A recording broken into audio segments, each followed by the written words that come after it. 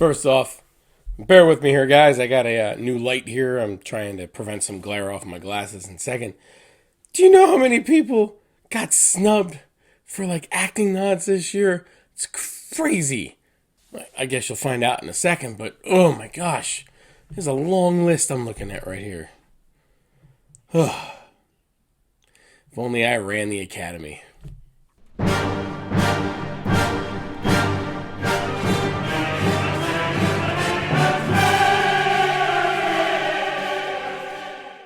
Hey guys, Mac here. Welcome to my channel. If it is your first time, if it is not, welcome back. Glad you're still with me because we are still talking Oscars 2020, and today's video is lead actress and lead actor. But before we get started, you know what I'm going to say. Please like, share, subscribe, click the bell to get all the new videos that come up on my channel. And also don't forget to follow me on Twitter. I'm putting up random thoughts as much as I possibly can on there with movies that I've been watching or just random things that happen in the world of entertainment. So make sure you follow me on Twitter. So just like I did in the last video with Best Picture and Best Director, we're going to go through the nominees and then I will make my prediction on who will win on Oscar night and then who I think should win on Oscar night. So let's get going. Let's start with actor in a leading role. And we start with Antonio Banderas in Pain and Glory.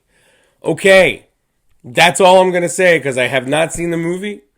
And yeah, that's what am I going to say if I haven't seen the movie, right? I will say that Antonio Banderas is awesome. I'm really super happy he got nominated for an Oscar because seems like an awesome dude and I've loved him in a lot of roles. Dating all the way back to Desperado in 1995. Whew, great movie. Next up is Leonardo DiCaprio for Once Upon a Time in Hollywood. He has a less flashier role in this, and I know maybe that's why the Academy recognized it because it's a little bit more difficult. And to be completely honest, it's a very comedic role, and I love when the Academy recognizes comedic roles. So yeah, Leo. Next up is Adam Driver in Marriage Story. Oh, man, what an amazing performance and an amazing movie. And Adam Driver, he's really slowly becoming one of my favorite actors. He was so good in this, and he seems to be able to do anything. He can pull off, Kylo Ren in Star Wars. He can do comedy. He shows off his comedy chops whenever he hosts at Saturday Night Live. And he can do drama, and he can do drama extremely well. And to top it all off, he can sing. He sings in this movie too. Speaking of powerhouses, next up is Joaquin Phoenix in Joker. Man, everything you have heard about this performance is 100% true, man. It is an amazing performance. Came out of nowhere. This was a movie that was just taking a gamble, and it paid off, literally and metaphorically. And Joaquin Phoenix is the absolute center of it. And he breathes life, new life, fresh life into this established comic book character with such amazing results.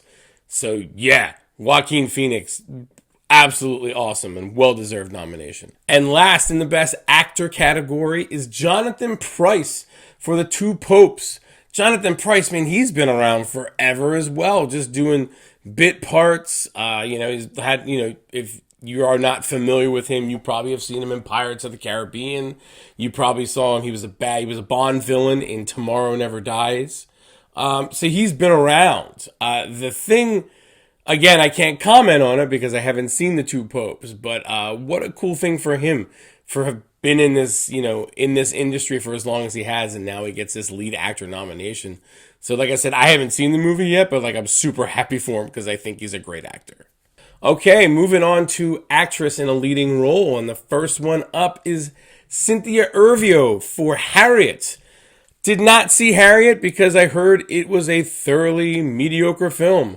Now I guess I probably should check it out just to see how good she is. And I've seen Cynthia Erivo in some bit parts, most notably in Bad Times at the El Royale, which was on my top 10 list of 2018, and Widows, which, how about that? Was also on my top 10 list of 2018, and she was great in both movies, specifically Bad Times at the El Royale, which I still love.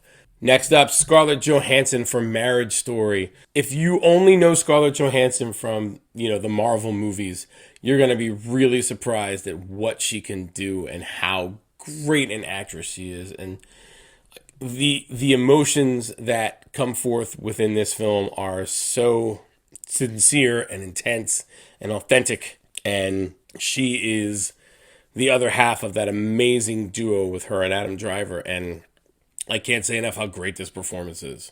Next is Saoirse Ronan for Little Women. One of the most ignored movies in the Academy this year. And it shouldn't be. And Saoirse Ronan, a well-deserved nomination. She plays Jo in this movie, which is definitely the lead part and the emotional center of this movie. And it focuses on her. She's so good in this, and she's an independent, smart, strong woman without being preachy about it. It's just so good. She's so good. And the movie, I can't say again how great this movie is. Next up is Charlize Theron for Bombshell. If you don't know what Bombshell is, it's a based on a true story about Roger Ailes and his sexual harassment suits.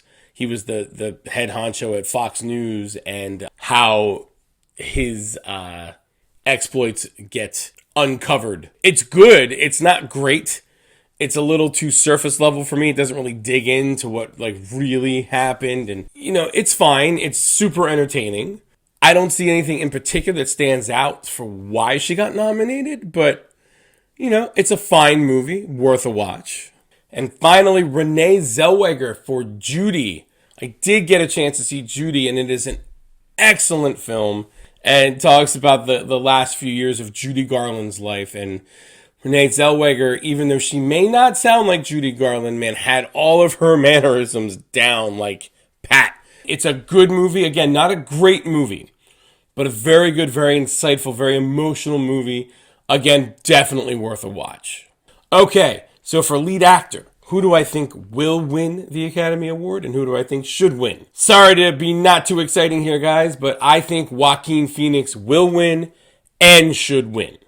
It is the performance of his career without a doubt. And we're talking about a really great career full of amazing performances, but nothing like this. If you have not seen Joker, I really implore you to check it out. So for lead actress, who will win and who should win? I'm going to be boring here again. I think Renée Zellweger will win and should win. Judy was Renée Zellweger's movie, and she inhabited that role to a point where I didn't even realize I was watching Renée Zellweger, and that's how good it was. And when that happens, I don't think there's any choice but to give it to her. And the other cool thing about this is that she sings like full versions of Judy Garland tunes throughout the film, and they're just wonderful and really emotional. And to convey emotion through song as you're acting, I can't imagine how difficult that is, and she just did an amazing job.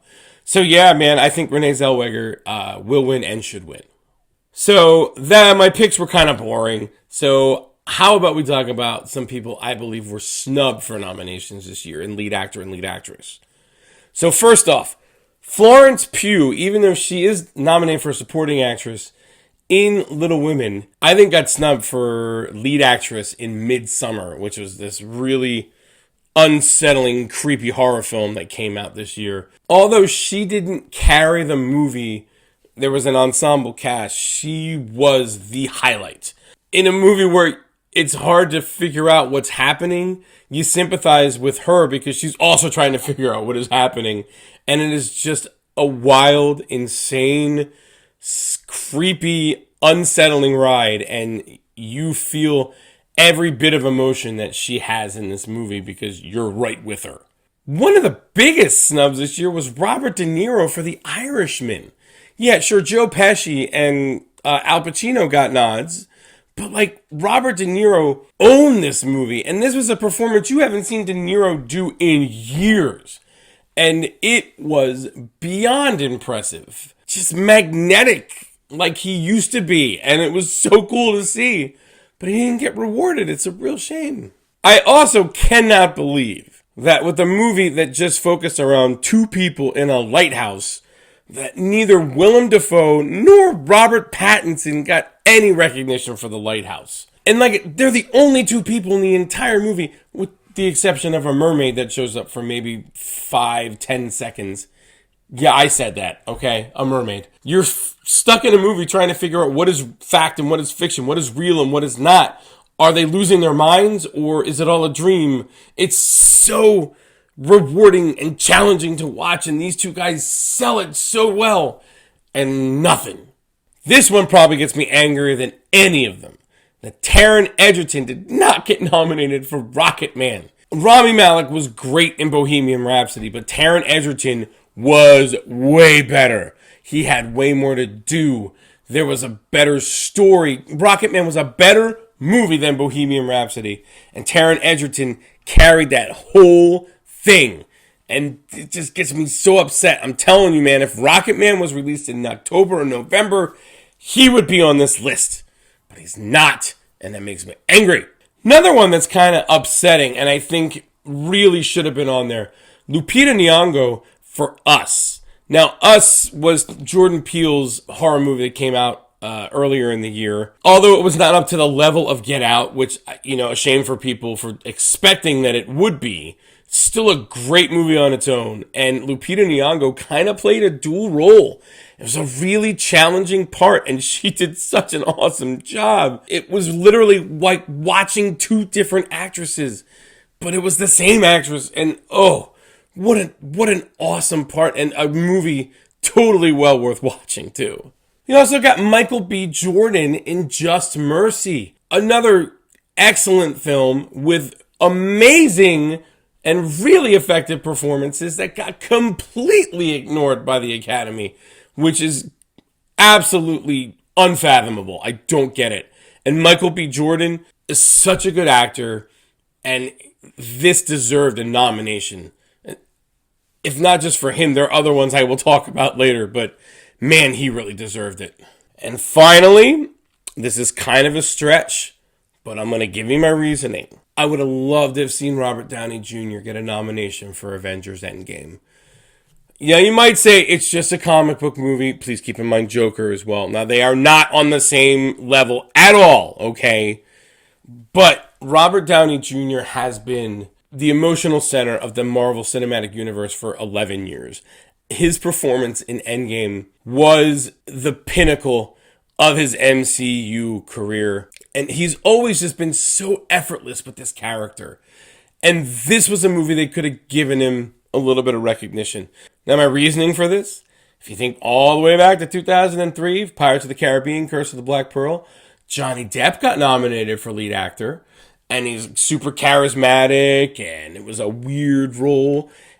Robert Downey Jr., it's like the same kind of idea. He's super charismatic. He carries these movies.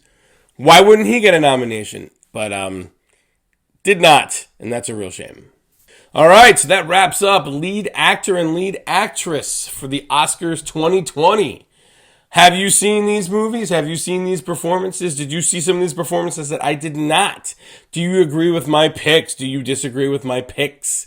Should I go and see these movies that I did not see? I mean, I know I should. Let me know, guys. Put some stuff in the comments. Like I said, I love reading the comments. I love replying to the comments. I just love loving the comments because I can click the little heart. It's really fun, okay? Before moving on to the next Oscar video, I have gotten some requests, not only in my comments, but also from people that I know. The Rise of Skywalker didn't make my best of list. The Rise of Skywalker didn't make my worst of list.